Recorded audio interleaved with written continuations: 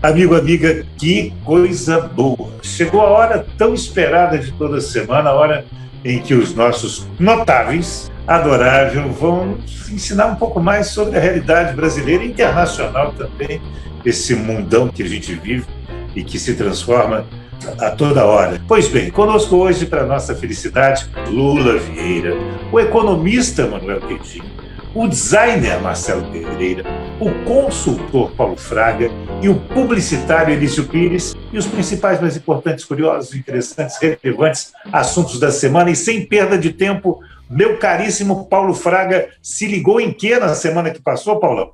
Acompanhando aí o noticiário, as pequenas pílulas, né, de um momento que só tende a se agravar, que é a ausência de ética na política e na relação do Estado com a sociedade, né? Então, você tem um cartão corporativo do presidente que gasta 30 milhões e a sociedade não pode saber em que ele gasta esse dinheiro, entendeu? É o orçamento secreto que gasta 16 bi e que você não sabe quem pede também, entendeu? E a promiscuidade que permeia a política brasileira nesse grande chiqueiro em que a gente vive. Então, eu acho que essas pequenas pílulas negativas que passam um sintoma muito ruim sobre onde nós estamos e para onde nós estamos indo, né? Marcelo Pereira se ligou em quê na semana que passou? Uma imagem que ilustra muito o que o Paulo acabou de falar é aquela que os bolsonaristas aí estão distribuíram pela rede aí do presidente sentado numa festa, num evento qualquer, assim, comendo uma farofa com a mão. Frango com farofa. Assim, frango com farofa com a mão, todo sujo, imundo, né? A calça toda suja, assim, todo desgrenhado, né? E aí, ó, presidente raiz, né? Vários deles eu vi, por acaso, no Twitter, que o veio da van, o outro lá, presidente raiz. Assim, é um negócio...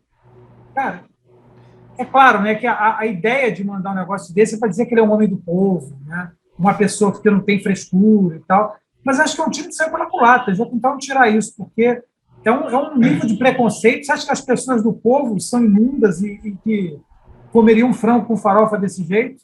Pois é, você sabe que a ideia... É um tiro que saiu pela culatra completamente. Né? Já tiraram do ar, né? Você sabe mas você sabe que a ideia, Marcelo, foi do Fábio Faria, nosso ministro das Comunicações, e depois ele tirou do ar, por todos os bons motivos que você está comentando, entendeu? Ele não faria, ele fez. Tem que aguentar, né? Tem que aguentar. Essa foi horrorosa. Mas eu fiquei pensando, como é que essa coisa do orçamento secreto, né, gente? Isso não pode continuar, né? Acho que o próximo presidente tem que rever isso. O negócio é quase como se fosse um mensalão institucionalizado, né, de certa forma, né? Porque você tem um orçamento paralelo que não, enfim, não. A sociedade tem muitos anos, né, Marcelo? Você sabe que isso tem muitos anos. A Dilma usava bastante. Bastante. O Lula também, menos que a Dilma, mas usava bastante. Pois é, mas isso foi. Não, foi piorando. Foi piorando. Pois é. E o Bolsonaro usa de uma maneira indiscriminada. Ele bateu todos os recordes, né, de uso. Pois é, então, de certa forma, é como a pedalada da Dilma em relação a outras pedaladas. Foi uma coisa que tomou uma proporção. Esse do orçamento secreto é a mesma coisa. A mesma coisa também é o presidente governar por medida provisória e tal, e por medidas infralegais, né, para querer passar a pauta dele de armamento e de outras mudanças, né, assim, para não passar pelo Congresso, fica passando, fazendo decretos e coisas. Ele usou e abusou disso, né, assim, de uma forma completamente, né, sem pé nem cabeça, né? Então, isso é um negócio que não tem que ser muito preocupante, um negócio desse, né? A continuar dessa forma, né? Meu caro Elísio Pires, e você se ligou em que na semana que passou? Diga aí. Me liguei no dia 28 de janeiro. Dia 28 de janeiro. Pelo seguinte, é o Dia Nacional de Combate ao Trabalho Escravo. E sabe por que é Dia Nacional do Combate ao Trabalho Escravo? Porque em 2009 foi criado esse dia para marcar uma data, essa data com fato relevante, que foi no dia 28 de janeiro de 2004, 4 auditores do Ministério do Trabalho foram avaliar, foram levantar uma denúncia de trabalho escravo em fazendas de Unai, em Minas Gerais. Eu lembro bem disso. Que criou o tal da chacina de Unai. Os 4 foram mortos e o motorista que conduziu os 4 mortos também. Isso levou a um protesto muito grande nacional e, a partir de 2009, né, em 28 de janeiro de 2009, foi criado o Dia Nacional de Combate ao Trabalho Escravo. Tem gente que acha que a escravidão no Brasil acabou no dia 13 de maio. Por coincidência, ainda é aniversário do João VI, que era o bisavô da princesa Isabel, que assinou nesse dia, para comemorar junto com o aniversário do bisavô dela, esse fim da escravidão. Infelizmente, a escravidão não acabou no Brasil. Por que aconteceu isso tudo? É que, nesse dia, por inspiração, houve uma denúncia lá no Rio Grande do Norte, ao Ministério do Trabalho, a fiscalização lá no Rio Grande do Norte, e eles localizaram uma escravidão de uma mulher em Mossoró, que trabalhou durante 32 anos na casa de um pastor e não tinha nenhum tipo de remuneração, não tinha nada, ainda foi violentada aos 16 anos, quando chegou na casa do pastor. E o mais surreal, que não dá para eles dizerem que não tinha nenhuma relação, que era da família, porque durante um período eles pagaram até o INSS, depois pararam de pagar e agora estão sendo, inclusive, multados por isso. Então, eu queria fazer essa coisa e relembrar o seguinte: recomendo mais uma vez a leitura dos 2 volumes do trabalho Escravidão, do Laurentino Gomes. Já lemos, estou aguardando ansiosamente o terceiro. Eu também estou aguardando ansiosamente o terceiro, concordo com você, totalmente. Foram 2 volumes que não é que mudaram a minha ideia sobre escravidão, mas aprofundaram, né, tudo que eu achei que conhecia, que não conhecia quase nada sobre escravidão. Recomendo o livro do Laurentino Gomes agora. Está falado, muito bem falado, por sinal. Meu caro Manuel Tedin, se ligou em que na semana que passou? Eu me liguei na vitória socialista nas eleições de Portugal. Uma coisa absolutamente surpreendente, nem o próprio partido acreditava que conseguia a maioria absoluta no parlamento. Acho que foram 116 deputados, né? 117. No outro lado teve 115, se eu não me engano. Quer dizer, foi assim, uma margenzinha, a soma de todos os outros dá 115. Mas olha, um detalhe, o Chega conseguiu aumentar sensivelmente. Hein? Muito impressionante, a extrema-direita ganhou dos comunistas e daquele outro extrema-esquerda, sei lá como é que chama o outro partido. Sensacionalista, mais uma vez, lembrou a gente. A gente não viu fila de brasileiros fugindo de Portugal porque agora tem um regime socialista no parlamento. Vai virar Venezuela. Mas foi surpreendente, nem o Partido Socialista acreditou nisso. Isso é resultado realmente de um Partido Socialista moderado que entende que tem que ter a política... Não, o Antônio Costa é uma grande liderança, né?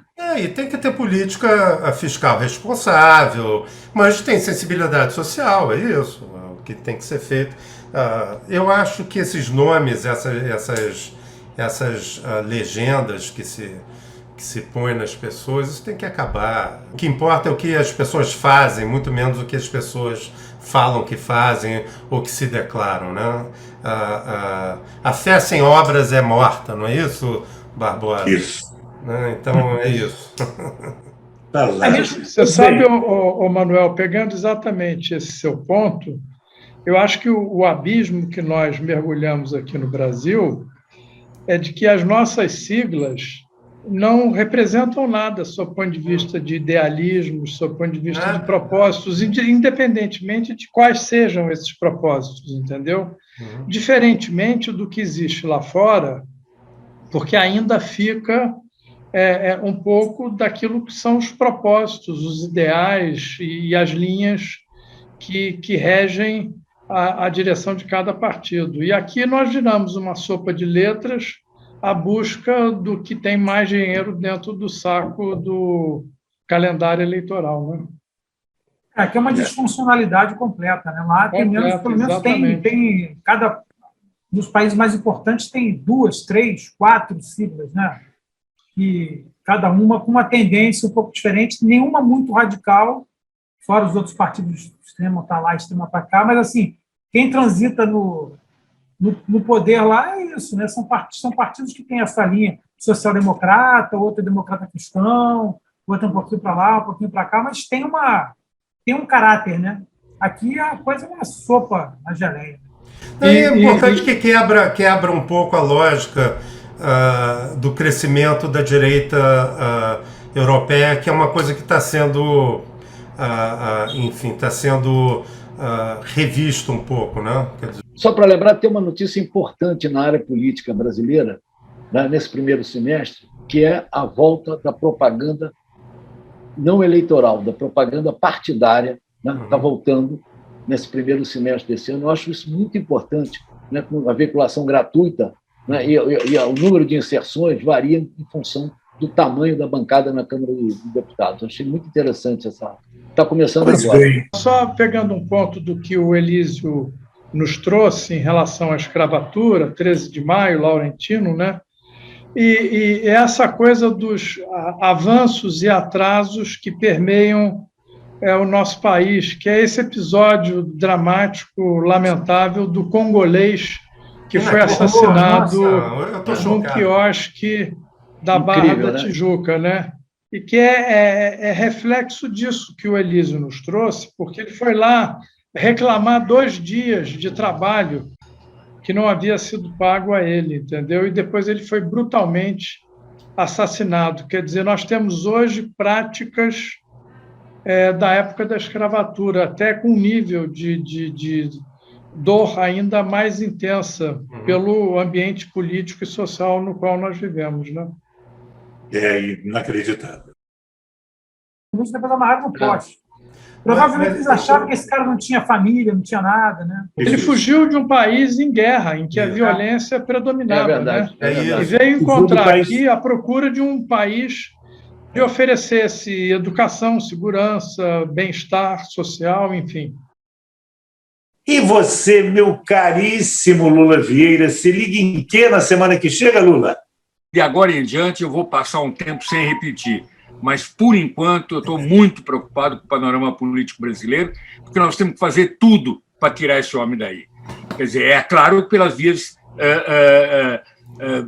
normais, pela democracia. Deve acabar a era do nosso atual presidente, que tanto mal fez ao país. E também, evidentemente, com o pai de português, muito interessado na situação em Portugal, onde os socialistas voltaram a vencer e estão montando um esquema de governo que pode ser muito, muito importante, muito bom lá para os meus conterrâneos. Era isso que eu me ligo. Sua dica literária, meu amigo, é com você. Deixa eu contar um truque que eu faço para ter bons sonhos e dormir feliz. Eu, seja o que for que eu estou lendo, eu sempre leio alguma coisa à noite, mas a hora que eu percebo que o Morfeu já está me levando, eu abro uma página deste livro, Metrópole à beira-mar. Excelente. Este livro é a maneira de você dormir feliz. Principalmente que a gente estava falando da violência, estava falando do mundo atual, o quanto é hostil, o quanto somos um com os outros. E esse livro traz a recordação do Rio de Janeiro, que existiu de verdade, mas já desapareceu. É este rio que era o grande sorriso, o grande coração, e que reuniu as pessoas mais inteligentes, amorosas, engraçadas do Brasil e fizeram durante 20 ou mais ou menos isso, realmente a cidade dos sonhos de qualquer um. E esse livro é um retrato disso. São dezenas de cronistas falando de coisas aparentemente desimportantes. Aliás, o Sabiá da Crônica sempre dizia isso. Ele, de um apartamento de cobertura, ele olhava lá embaixo, via uma empregada, um ciclista e fazia uma página imortal com esse assunto. Maravilha, eu recomendo mesmo, vale o investimento. Tem uma coisa que o Rui Castro bate muito assim, nessa tecla, não só ele, mas outras pessoas, é que assim, aproveitando agora o 2022, né, que vai fazer 100 anos da Semana de 22 de Arte Moderna, que inaugura o modernismo do Brasil. Então, cara, o Rio de Janeiro era muito mais moderno do que São Paulo naquela época. Já era muito mais cosmopolita, muito mais, né, urbano e muito mais, né? Você acaba de falar a palavra certa, cosmopolita. As pessoas chegavam no Rio, eram cariocas no dia seguinte, era um braço aberto, como Cristo, né? Sem tirar o mérito da Semana de 22, é importante colocar isso numa perspectiva, né? Porque é um movimento que São Paulo se agigantando, né? E a elite paulistana que promoveu aquilo, eram dandes, né? O cara era riquíssimo, né? O Oswaldo de Andrade era filho de uma família riquíssima, dona lá da metade do bairro, né, e tal. E que é um movimento de afirmação de São Paulo, né? Mas a gente tem que, assim, havia escritores, jornalistas e a vida carioca boêmia, enfim, já era moderna muito antes disso, né? Em 22, se eu não me engano, não tinha Cristo ainda. O Cristo veio depois, né? O Cristo é muito mais antigo, tem 1.500 anos. Tá bom. Cristo Redentor. Tá esclarecido. Pronto. Não, o Cristo, em tese, tem 2020 anos. 2022 anos. Lá vem o Elísio com pegadinha, hein, Elísio? Olha a pegadinha, hein? Pro Elísio, o Cristo não tinha nascido ainda. Que legal. Marcelo, e aí? É telão ou telinha esse final de semana? Cara, eu tô órfão do Succession, né, que terminou, mas que é uma série sensacional, mas que vai ter a continuação, a 4ª temporada agora até o final do ano, acho que vai ter. E eu assisti também o Macbeth, finalmente assisti. Maravilhoso. Alguém assistiu? Incrível. Eu ainda não vi. Os irmãos Coen, assim, é muito próximo do texto de Shakespeare, é uma fotografia expressionista em preto e branco, assim, os cenários também meio teatrais, sabe? Uma coisa, não é realista, nada realista, assim. Mas são atores incríveis, umas cenas, assim, nossa, uma coisa muito impressionante. O texto, nem precisa nem de dizer, né? Me lembrou um pouquinho a fotografia incrível, né? A fotografia maravilhosa. Aquela Frances McDormand, que é a Lady Macbeth. Pô, o Denzel Washington é meio estranho, né? Porque ele não tem...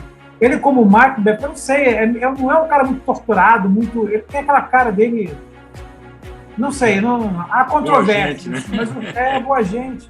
Mas o filme é incrível. Realmente, esse eu recomendo muito de assistir. Muito legal. Tá na Apple. Maravilha. Agora, a Macbeth era boazinha, né? Uma personagem boazinha, né? Uma pessoa suave. Boa gente. Boa gente. Ela é um amor de pessoa. Tá bom. Depois dessa, vamos ao... Elísio Pires se liga em que na semana que chega, Elísio? Olha, eu nesse momento estou ligado em tudo que for possível se fazer no Brasil para efetivamente acabar com a escravidão no país. E por isso estou ligado, conforme o Marcelo acabou de falar, estou ligado no 3º volume da escravidão, que não saiu até agora, eu estou aguardando até hoje. Aguardo. Falado. Paulo Fraga, se liga em que na semana que chega? Eu estou aí acompanhando esses 2 cenários. Um que é o cenário da Covid, né? Vamos ver se a gente consegue inverter essa curva de maneira mais consistente, né? E esse ambiente político aí, vendo de que maneira esse quadro evolui, né? Manuel Tedim se liga em quê? Na verdade, o Putin botou as tropas lá, 100 mil soldados e equipamentos na fronteira para criar esse clima de terror. Eu não sei se ele tem interesse de entrar. Se tiver, ele é um louco, isso aí está dado. Mas se ele fizer isso, realmente o mundo vai dar um passo para trás de quase 100 anos, né? Porque isso tem o potencial de criar uma situação de guerra deflagrada dentro da Europa, que é muito densa, que nunca parou de sofrer isso, né? Na verdade, foi o maior período de guerras, se bem que não, que teve a guerra da Bósnia, né? Da Sérvia, Bósnia, Montenegro e tal,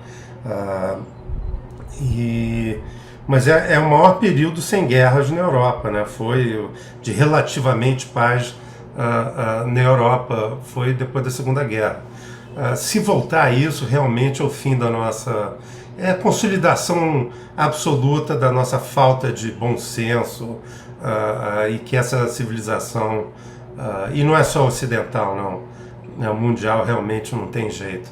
Eu já acho que não tem muito jeito, mas aí vai ser a prova concreta disso. Marcelo Pereira, se liga em que na semana que chega? Eu vou de carona com o Manuel, porque eu também tenho também prestado muita atenção nessa questão da Ucrânia, né, da Rússia, né? É triste demais, né?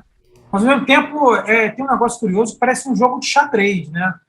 É assim, acho que principalmente o Putin, ele fica colocando, bota lá, como se fosse dar um cheque, né? Bota lá aquelas tropas para ver o que o outro vai fazer, o que o presidente da Ucrânia, como é que ele vai reagir, que ele já baixou um pouco a bola, o que o Ocidente vai fazer, se houver uma invasão, ele não vai poder invadir a Ucrânia inteira, que não vai conseguir segurar, vai ser a metade para lá, no leste. Cada movimento vai gerar um outro contra-movimento, né? E a reação também do Ocidente, qual vai ser, né? Enfim, se você vai tirar a Rússia do sistema de pagamento internacional, né? Mas a Rússia já está entrando provavelmente num acordo com a China para burlar isso. Mas não é suficiente, né? Atrapalha muito. Não, eu sei, mas eu digo assim, um monte de coisas que podem acontecer, né? Uhum. E o Putin, o problema é que a gente não sabe qual a cabeça também, se ele realmente é um louco ou não é. Mas ele tem a plena noção de que se ele invadir a Ucrânia, é um atoleiro que ele vai entrar imenso, né? Assim, vai ser um custo econômico de vidas e, né?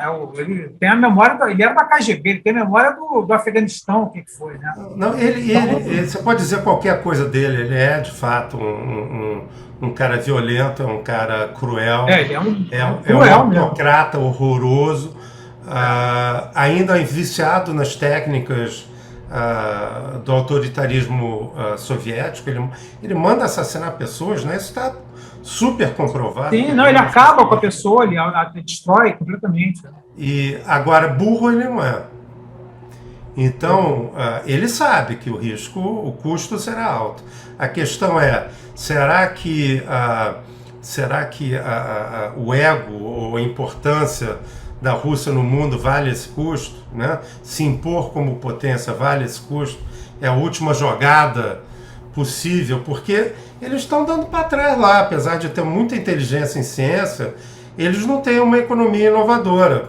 Eu não consigo nem entender por quê, porque a União Soviética tinha ciência na União Soviética, né? Se discordava dela, não tinha capacidade de investimento em capital, mas tinha inovação, tinha universidade, cientistas de primeira linha. Por que a Rússia não virou um país inovador e voltou, e está lá para trás? A Rússia é um país exportador de commodities, de óleo e gás, basicamente, né? O resto importa pouco, né? Talvez pelo processo de descomunização, né, que virou uma plutocracia, né? Assim, mas inteligência. A nomenclatura soviética lá tomou conta, né? Assim, né? Mas Marcelo, assim, eu sou muito mais empiricista do que ligado à teoria, né? Eu gosto de teoria, mas eu encaro o mundo como um experimento, um grande experimento. A experiência diz que, difícil, ao contrário, a teoria diz que o capital humano demora para ficar deteriorado. Por que naqueles primeiros 10 anos não surgiram inovações? As instituições estavam todas erradas, provavelmente é isso, ainda não tinha as instituições construídas, né? Talvez seja isso. Muitos devem ter saído de lá, né? Sim. Agora é trágico, né? Uma coisa uma tragédia. E você, meu caríssimo Lula Vieira, se liga em que na semana que chega, Lula? E agora em diante eu vou passar um tempo sem repetir, mas por enquanto eu estou muito preocupado com o panorama político brasileiro, porque nós temos que fazer tudo para tirar esse homem daí. Quer dizer, é claro, pelas vias normais, pela democracia. Deve acabar a era do nosso atual presidente, que tanto mal fez ao país. E também, evidentemente, com o pai de português, muito interessado na situação em Portugal, onde os socialistas voltaram a vencer e estão montando um esquema de governo que pode ser muito, muito importante, muito bom lá para os meus conterrâneos. Era isso que eu me lembro. Coisa boa. Nossos notáveis amigos Lula Vieira, Manuel Tedim, Paulo Fraga, Elísio Pires e Marcelo Pereira voltam para a nossa felicidade semana que vem. Claro, plantaram todas as sementes possíveis e boas no nosso cérebro aqui, nos nossos corações, para que a gente passe esses dias aí pensando nisso e esperando o retorno deles para mais da história do Brasil, história desse mundo tão apaixonante e às vezes tão preocupante para nós. Obrigado, rapazes. Semana que vem a gente volta. Abraço. Até lá. Abraço. Bye, bye. Se liga.